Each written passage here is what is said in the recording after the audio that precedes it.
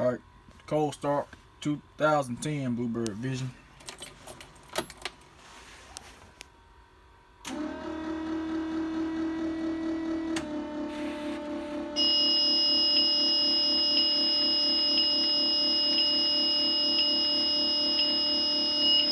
Boss man trying to crank that old cell over, you know? It started. Oh, that's all. See what it does.